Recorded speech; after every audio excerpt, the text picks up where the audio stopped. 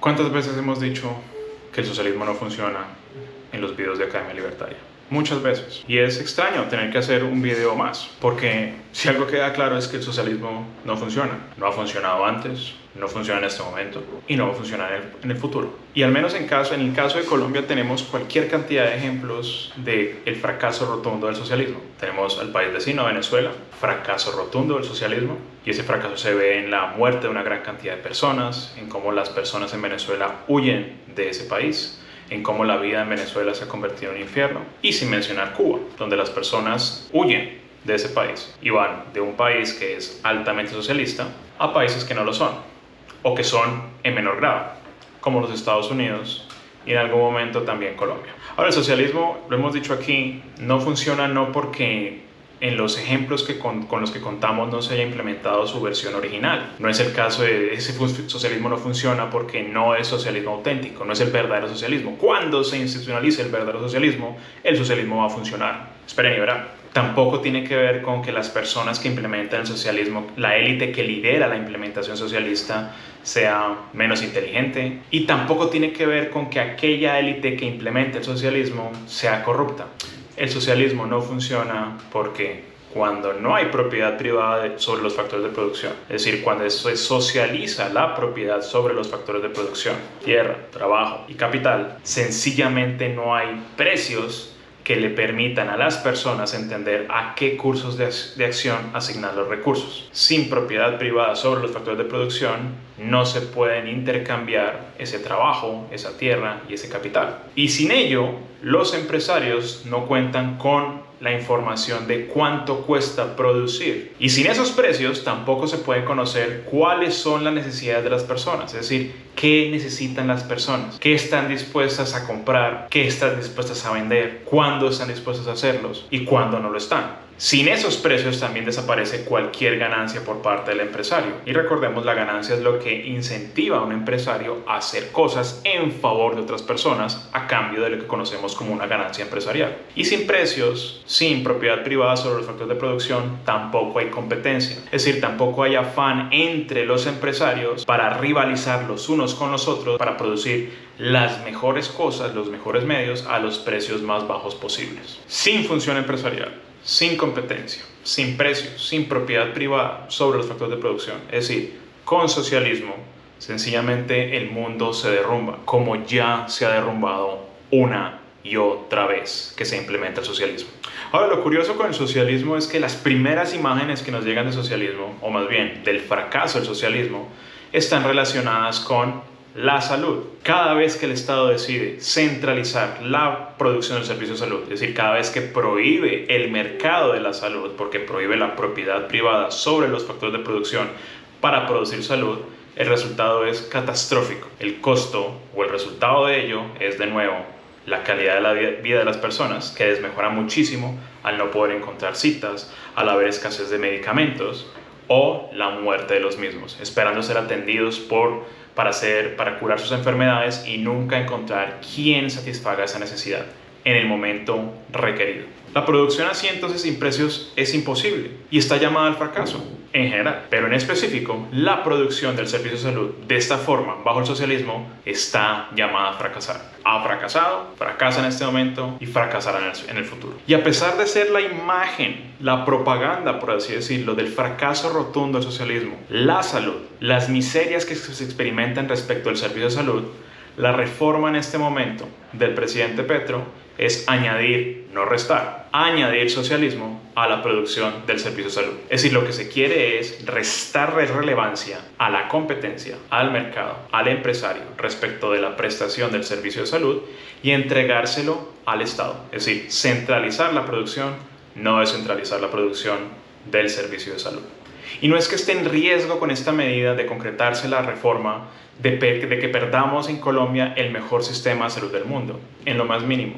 El sistema de salud en Colombia está lejos de ser ideal. Es una producción de un servicio que es el objeto de muchísimas regulaciones que le restan flexibilidad y adaptabilidad a los empresarios en este mercado. Un mercado cuyos obstáculos para competir son altísimos. Y a pesar de la forma tremendamente regulada en la que se produce el servicio de salud en Colombia y que podemos decir cierto grado de negación de la función empresarial se experimenta en esta área, algo de rivalidad, de competencia y de función empresarial, si bien tímidamente, se manifiesta en la producción de ese servicio. Y ello sin duda es lo que ha contribuido a que la cobertura en el servicio de salud aumente en vez de disminuir. En el sistema de salud colombiano, lo que se conoce como las EPS, lo que se conoce como las entidades prestadoras de salud, funcionan de alguna forma como una especie de aseguradoras de la misma forma, una forma similar en cómo funcionan en otros países. Por fuera de lo que se conoce o lo que se conocía antes como el plan obligatorio de salud o lo que se conoce actualmente como el plan de beneficios en salud, por fuera de estos no hay mayor ineficiencia que podamos identificar. Estas EPS se encargan de prestar ciertos servicios como planes complementarios en salud y planes de medicina prepagada. Y para estos realmente sí hay rivalidad entre ellos y hay afán por parte de las EPS a la hora de prestar el mejor servicio al menor precio posible. Y en este caso, de nuevo, no hay mayor ineficiencia que podamos identificar. Para las personas que pueden pagar el precio relativamente alto de esos servicios, el servicio funciona relativamente bien. Ahora, estos precios claramente son caros, tratándose de un mercado altamente regulado con unos inmensos obstáculos para competir, pues no son muchas las empresas que puedan entrar a competir. Quiere decir que la oferta artificialmente está contraída y tratándose de un servicio que es bastante demandado, decimos en economía que tiene una curva de demanda particularmente inelástica, pues entonces el precio claramente va a ser alto.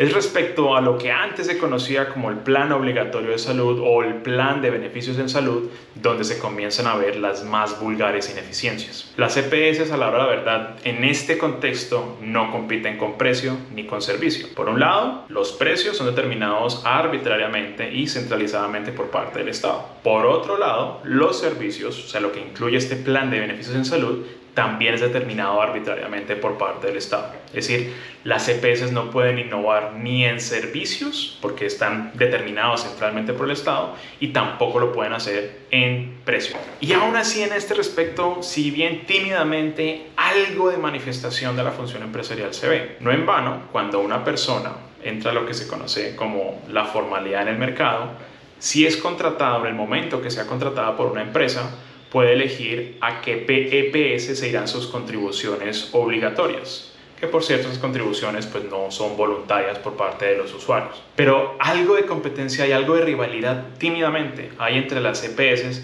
a la hora de, por medio de cierta oferta en términos de infraestructura, llamar la atención de la persona que está a punto de elegirla. Entonces una persona firma un contrato y se le pregunta qué EPS quiere y tiene la posibilidad de elegir entre EPS A y EPS B. Pero por otro lado, y aquí podríamos decir hay un grado superior de competencia, se da entre lo que se llaman los prestadores de servicio. Es decir, las EPS para prestar el servicio de salud tienen que contratar o firmar una gran cantidad de contratos de servicios. Una EPS necesita tener contratos con centros de radiología, una EPS necesita tener contratos con laboratorios médicos, etcétera, etcétera, etcétera. Siendo así, estos prestadores de servicio, todos esos centros de radiología, todos estos laboratorios, sí sienten un afán entre ellos para ganarse el contrato con la EPS. O sea, sí tienen cierta rivalidad y cierto afán de diferenciarse las unas respecto de las otras para ganarse el favor de la EPS. Esta competencia, tanto en cierto grado de innovación en servicios como en precio, se ve traducido eventualmente en beneficios al usuario último de salud o, llamémoslo como es, el consumidor del servicio de salud. Y si bien el servicio de salud en Colombia está lejos de ser ideal, sería aún mejor en la medida en que se le añadiera mayor presencia de la función empresarial y mayor competencia entre las personas que están interesadas en producir los servicios de salud. La reforma a la salud de Petro niega por completo esta posibilidad. De concretarse de una forma muy peligrosa, los recursos necesarios para producir el servicio de salud quedarían en manos del Estado. La forma entonces de asignarse esos recursos sería a través de las decisiones arbitrarias del Estado. Y ya conocemos que el Estado no puede asignar recursos eficientemente porque no cuenta con precios, ya que no hay propiedad privada sobre los factores de producción. Y obviamente esto generará eventualmente lo que conocemos como incentivos perversos. Finalmente, el Estado central giraría dinero a las entidades territoriales a través de una institución que se conoce como el ADRES,